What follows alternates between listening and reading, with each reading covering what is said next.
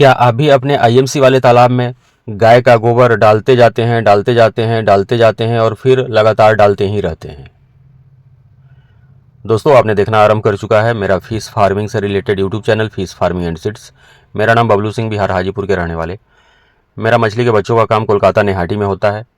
Medicine का काम हमारा बिहार हाजीपुर में होता है। हम आपके लिए छोटी छोटी जानकारियाँ यूट्यूब के माध्यम से देते हैं, और जब हम यूट्यूब पे अपना नंबर शेयर करते हैं आप लोगों के लिए, तो बातचीत से यह जाहिर होता है कि बहुत कम ऐसे लोग हैं जिनको परफेक्ट जानकारी है कि गाय के गोबर का प्रयोग किस तरह से अपने तालाब में करना है। आपको पता ही नहीं है कि गाय का गोबर जितना फायदेमंद है आपके तालाब में पल रही मछलियों के लिए, शायद कहीं उससे ज़्यादा नुकसानदेह भी हो सकता है अगर उसका मात्रा सही ढंग से नहीं डाला जाए तो। मात्रा की जानकारी नहीं है 95% लोगों को, और जिनको जानकारी है भी तो वे सिर्फ चाहते हैं कि गाय का गोबर से ही हमारा सारा का सारा काम हो जाएगा। तो ऐसा कतई नहीं होता है। उसमें 4-5 चीज़ और मिलाना है, मात्रा सही डालना है, फिर आपका प्रोडक्शन बेहतर होने वाला है। वीडियो पर बने रहिए। अगर पहली बार वीडियो देख रहे हैं तो इस चैनल को सब्सक्राइब करिएगा।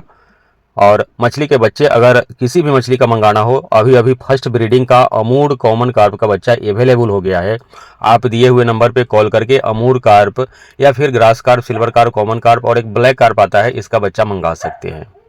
95% लोगों को यह अनुभव होता है, यह जानकारी में उनके दिमाग में बैठा हुआ है कि शायद हमारे तालाब में पल रही मछलियाँ ये गाय के गोबर को बड़े चाव से खाती हैं। ऐसा एकदम से नहीं है, ऐसा नहीं होता है। गाय का गोबर का प्रयोग हम तालाब को फर्टिलाइज करने के लिए, उसको फर्मेंटेशन करने के लिए डालते हैं। और सिर्फ गाय का गोबर ही नहीं, जैसा कि हम आपको बताए हैं कि सिर्फ गाय का गोबर डाल देने से आपका काम आसान नहीं हो जाता है। और अगर मात्रा दुर्भाग्य से आपने बढ़ा दिया है तो इससे आपके तालाब में अमोनिया बनने लगेगा, यह समस्या आ जाएगी।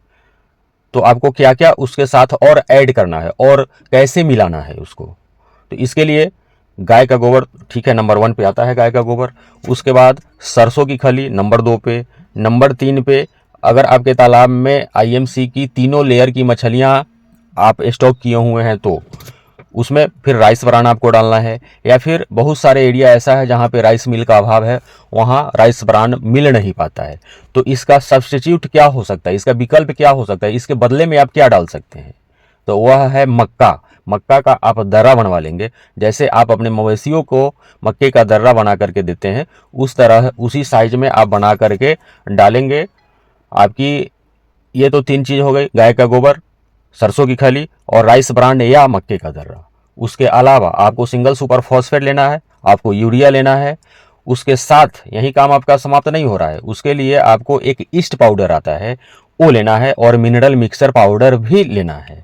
अब मात्रा कितना कितना डालना है, वे जब दिए हुए नंबर है उस पर आप कॉल करेंगे तो हम आपको बताएंगे। क्योंकि ज़्यादातर जो किसान हैं उनके पास छोटे छोटे तालाब हैं, है ना। तो जब आप कॉल करेंगे दिए हुए नंबर पे, जो स्क्रीन पर नंबर दिखाई दे रहा है उस पे, तो हम आपके तालाब के अकॉर्डिंग, जितना बड़ा आपका तालाब है उसके अनुसार हम आपको बताएंगे।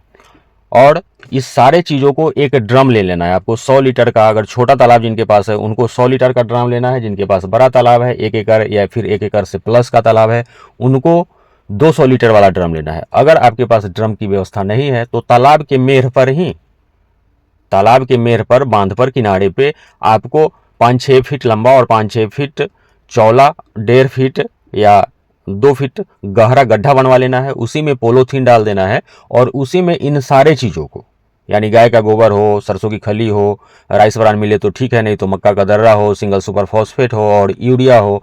इसके साथ चूंकि ठंडी का दिन आ रहा है तो आप इसमें कुछ गुड़ मिला सकते हैं, जैगरी जिसको बोलते हैं। उसके बाद मिनरल मिक्सर मिलाना है 2 किलो।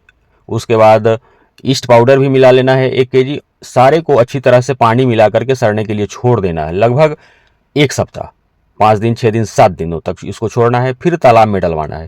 यह क्रमशः विधि आपका चलते रहेगा और महीने में 4 बार चलेगा। महीने में इस तरह का विधि आपको 4 बार करना है।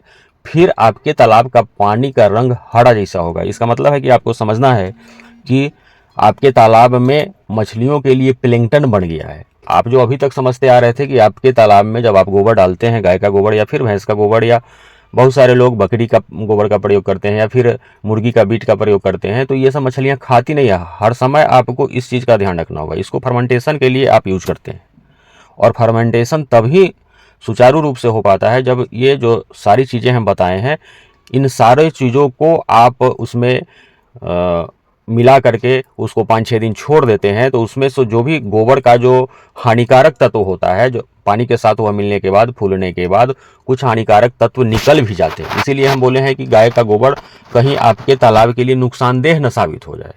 तो इस विधि से अगर आप अपने तालाब का फर्मेंटेशन करते हैं, तालाब का पानी हरा हो जाता है, तो सारी की सारी मछलियाँ बहुत अच्छे से ग्रोथ करती है। और एक चीज़ आपको ध्यान रखना है, अगर ग्रासकार मछली है तो उसका भोजन, छोटे बच्चे हैं तो ठीक है, ये प्लैंक्टन खाती है, हरा चारा इसके लिए ज़्यादा उपयुक्त है। अगर बच्चे आपके बड़े हो गए हैं ग्रासकार वाले, तो इसके लिए आप कहीं ना कहीं से हरा चारा का व्यवस्था करके ज़रूर डालेंगे। और ये ईस्ट पाउडर और मिनरल मिक्सर पाउडर का जो हम बात किए हैं, जो स्क्रीन पर आपको नंबर दिखाई दे रहा होगा, इस पर कॉल करके आप मंगवा सकते हैं। उसके साथ में एक हाइपर ग्रोथ नाम का मेडिसिन आता है। इस हाइपर ग्रोथ मेडिसिन में सारा विटामिन्स मिला हुआ है। साथ में आप इसका प्रयोग करेंगे, ठंडी के दिनों में भी मछलियों का ग्रोथ कुछ ना कुछ आते ही रहेगा। ऐसा हम नहीं बता रहे हैं कि गर्मी के जैसा ही ग्रोथ आ जाएगा, परंतु ग्रोथ एकदम से रुकेगा नहीं। ग्रोथ जब ये प्रक्रिया आप करते रहेंगे, हाइपर ग्रोथ वगैरह डालते रहेंगे अपने तालाब में मछलियों के लिए, तो ग्रोथ एकदम से रुकेगा नहीं, होगा लेकिन कम होगा। वीडियो पर मेरे साथ यहाँ तक बने रहने के लिए बहुत बहुत धन्यवाद।